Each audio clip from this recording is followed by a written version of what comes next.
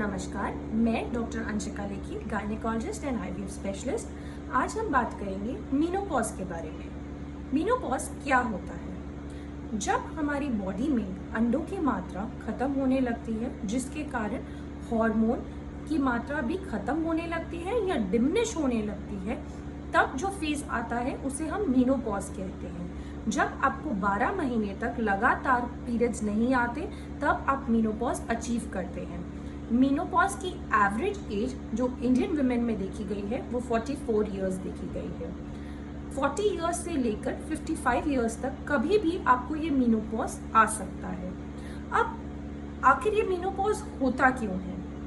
Basically हमारी ovary के अंदर जितने भी एग्स होते हैं, जब वो खत्म हो जाते हैं, तब जो हमारी बॉडी का फेमिनाइन हार्मोन होता है वो भी उसके साथ खत्म होने लगता है, जो होता है ईस्ट्रोजन हार्मोन, जिसकी वजह से हमारी ओवरीज काम करना बंद कर देती हैं और हमें मीनोपॉज आ जाता है, हमारे पीरियड्स बंद हो जाते हैं। अब इस ईस्ट्रोजन की डेफिशिएंसी के कारण इसका असर बॉडी के और भी काफ़ी सारे सिस्टम्स पे पड़ता है और हमें डिफरेंट सिम्टम्स देखने को मिलते हैं। एक फीमेल अपनी लाइफ का लगभग 1/3 पार्ट या अप्रोक्सीमेटली 30 to 35 इयर्स इस मीनोपॉज के फेज में गुजारती है। मीनोपॉज से पहले का जो समय होता है लगभग 2 से 5 साल का, जिसे हम पेरीमीनोपॉजल टाइम कहते हैं। इस टाइम पे फीमेल की रिप्रोडक्टिव फर्टिलिटी बहुत ही कम होती है, पीरियड्स की साइकिल इरेगुलर होती है और फीमेल के अंदर कुछ मीनोपॉजल सिम्टम्स देखने को मिल सकते हैं। ये पेरीमीनोपॉजल फेज होता है।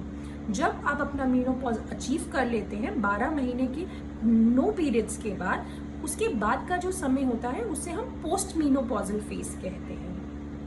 पोस्ट मीनोपॉजल फेज के अंदर भी काफ़ी सारे सिम्टम्स देखने को मिल सकते हैं, वो भी स्पेशली पोस्ट मीनोपॉजल पीरियड के अर्ली फेजेस में, बिकॉज इस टाइम पे हमारी बॉडी अपने आप को एक्लिमेटाइज करने की कोशिश कर रही होती है बॉडी के न्यू चेंजेस के साथ। अब इसके अलावा भी मीनोपॉज के काफ़ी सारे कारण हो सकते हैं, जैसे कि सर्जिकल मीनोपॉज। जब आपकी कोई सर्जरी जैसे कि हिस्टेरेक्टमी या ओफेरेक्टमी हो जाए तो आपको मीनोपॉज कभी भी हो सकता है। यदि किसी फीमेल को मीनोपॉज 40 इयर्स से पहले हो जाए तो उसे हम प्रीमेच्योर मीनोपॉज कहते हैं, जिसका generally reason premature ovarian failure होता है, या फिर अगर आपको कीमोथेरेपी या रेडियोथेरेपी लगी हो उसके कारण भी मीनोपॉज जल्दी हो सकता है। कुछ डिजीजेस जैसे कि सीलियाक डिजीज या कुछ ऑटोइम्यून डिजीजेस, कुछ जेनेटिक डिजीजेस, उनके कारण भी मीनोपॉज जल्दी देखने को मिल सकता है। मीनोपॉज के जो सिम्टम्स होते हैं, जो कि फीमेल्स ओबीस होती हैं या जो स्मोकिंग करती हैं, उनमें बहुत ही ज़्यादा प्रोमिनेंट होते हैं। जो नेचुरल मीनोपॉज होता है उसकी एज जो होती है वो जेनेटिकली डिटरमाइंड होती है, विच मीन्स कि अगर आपकी मदर या आपकी सिस्टर को जिस टाइम पे मीनोपॉज आया है, नियर अबाउट आपके अंदर भी मीनोपॉज उसी के आसपास आएगा। अगर उसके अलावा आपके अंदर कोई और डिटरमाइनिंग फैक्टर नहीं है, जैसे कि जो कारण मैंने अभी आपको पहले बताए, अगर उनमें से कोई कारण नहीं है तो आपकी मीनोपॉज की एज जेनेटिकली डिटरमाइंड होगी। अब इस मीनोपॉज के अंदर हमें क्या क्या सिम्टम्स देखने को मिल सकते हैं? जो सबसे कॉमन सिम्टम है, जो लगभग 75% फीमेल्स में देखने को मिलता है, that is hot flushes. Hot flushes क्या होते हैं? बेसिकली कभी भी दिन के किसी भी टाइम को पे आपको अचानक से बहुत ज़्यादा गर्मी लगने लगे, आपको पसीने आने लगे, आपकी स्किन रेड होने लगे, इसे हम कहते हैं हॉट फ्लशेस।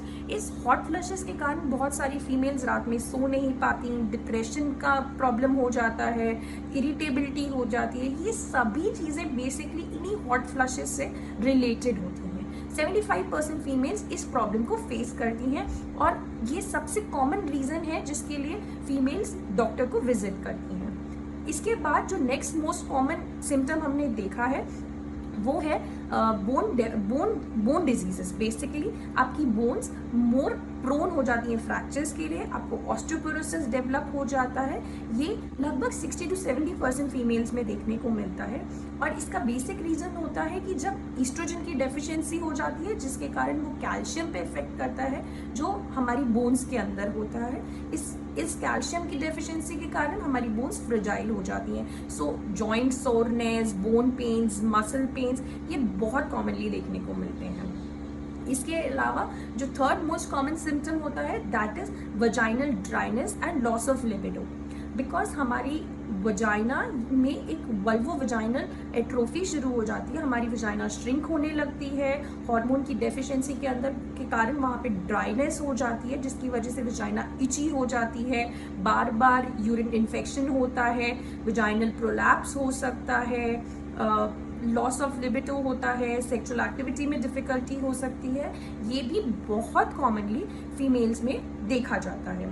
इसके अलावा जो सिम्टम्स हो सकते हैं they are like loss of hair, thinning of hair, आपकी स्किन ड्राई हो सकती है, स्किन इची हो सकती है, ब्रेस्ट में पेन्स हो सकते हैं, ब्रेस्ट लैक्स हो सकती है एंड इवेंचुअली ब्रेस्ट में अट्रोफी हो सकती है। You get more prone to cardiovascular diseases, more prone to cancers. ये सभी चीज़ें मीनोपॉज के अंदर देखी जा सकती हैं। अब लेकिन इन सभी चीज़ों को ट्रीट करने के लिए there are very good treatments available.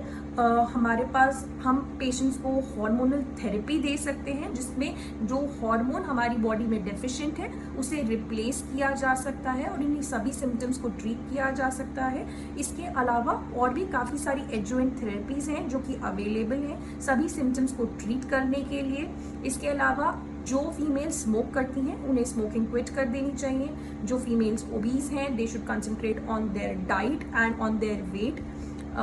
आपकी डाइट में कुछ ऐसे चेंजेस करने की ज़रूरत है, आपको ऐसे फूड्स लेने की ज़रूरत है जो कि हाई इन ईस्ट्रोजन हो जिससे आप एक ईस्ट्रोजन का मिनिमल सा लेवल अपनी बॉडी में मेंटेन कर सकें और इन सिम्टम्स को ट्रीट कर सकें। इसके अलावा yoga, exercise and different types of therapies can help you. So, if you are facing any difficulty in your menopausal phase, you can drop us a message. Thank you.